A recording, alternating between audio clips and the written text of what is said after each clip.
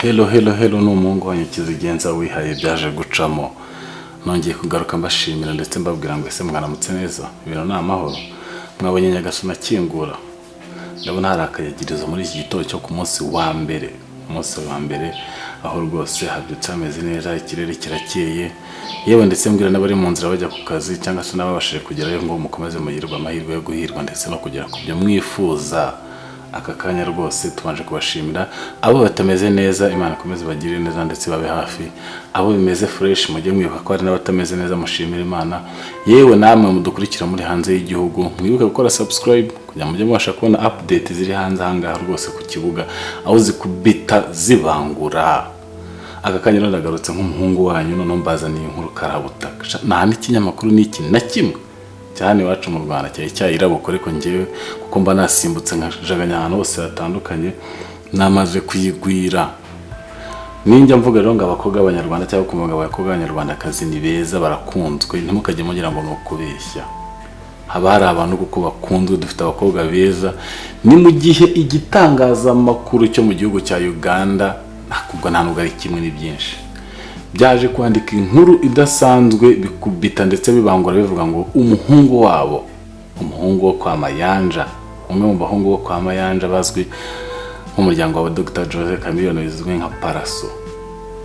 Ni mu gihe mbere yuko njya kwinjira muri iyo nkuru, ni mu gihe uwo bavukana ari we Wizo yageze gutya rwose aza gufata uwari umukunzi wa Derek, uwo bigeze gukundana uririmba ahangaha mu itsinda rya Active.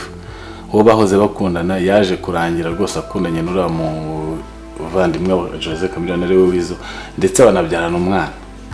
Inkuru ziravuga zirakubita ati nuko ategura uriya mukobwa ngo ari umuntu ngo umuhanga mu gutegura ibitaramo mu gihugu cya Uganda, ariko biza kurangira byemejwe 100% yuko banabyaranye n'umwana. Ubu nawe n'umwe mu bagize umuryango wa Mayanja muri Uganda. Uwo mukobwa kuko yafitiye umwana w'umwuzukuru hariya ngo nabazwiyo ndetse afashwa nk'umuntu wubashywe mu mujyi wa Uganda cyangwa se muri Kampala, aho bamufata nk'umukobwa udasanzwe utegura ibitaramo bigiye bikomeye bigahoramo ibyamamare. Ntatinze rero kuri icyo ngicyo ntabwo aricyo cyari cyanyamukuru, ahubwo nashaka kubabwira ko umuvandimwe uzwi nka Paraso yagize gutya rwose akubita umutwe hasi yarabimaranye igihe kinini cyane avuga ati Abanyarwandakazi mbagaranyo abagira ati ariko bica ku ruhande, ariko none yaje gukubita umutwe hasi aravuga ati ngewe mfite umukobwa w'Umunyarwandakazi dukundana, umwana w'ikimero. Reba iyo foto ariko reba uwo mwana ukuntu ameze. Mu gihe umujyi wa Kampala wose harimo abakobwa barenga 100 yarazengurutse arareba asanga no mu banyamahanga bahatuye, ariko umwana umwe w'Umunyarwandakazi yamukubitishije umutwe hasi neza nabwo kubyakira. Ni mu gihe yagiye mu gitangazamakuru kimwe cyitwa Bukede aho bakora bakita akatanara riva sinzi ukuntu bakita, nta kantu k'akaganiro kaba kabone nk'agacukumbuzi mu buryo runaka.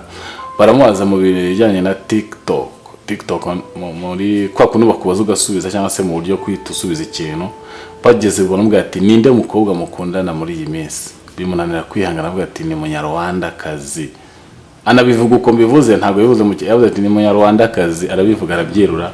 Nibwo haje gusohoka amafoto y'umukobwa yari amaze iminsi ngari kugenda agaragaza ahantu hose agenda mu postinga, bigaragara 100% rero yuko uyu muhungu rwose uyu mukobwa yaramurangaje mu buryo budasanzwe. Ubu n'amakuru rero nifiti yacukumbuye mu buryo budasanzwe.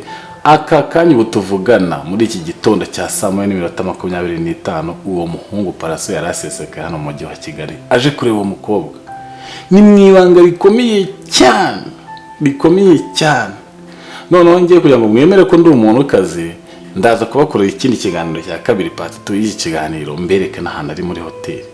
Nzi no kubereka cya kizongereza bari kumwe muri hoteli aho basohokane aho yaje akamusanga. Mbega ni ibintu bidasanzwe, ariko ngiye nkabifata nk'umubano mwiza ndetse unagaragara neza nk'uko twe tumaze iminsi cyangwa twe tumaze igihe tubona ibintu bitagenda fresh bitameze neza hagati y'umubano w'igihugu cyacu na Uganda, ariko ubu noneho twamaze no kongera gufashanya mu buryo butandukanye ndetse n'urukundo rwazamutse. Ejya bina abantu batabyemera ne ciao mukanya gato ndaza kunyamba ko ni muri dasanzwe ibabwira kubijyanye n'urwo rukundo rwabo.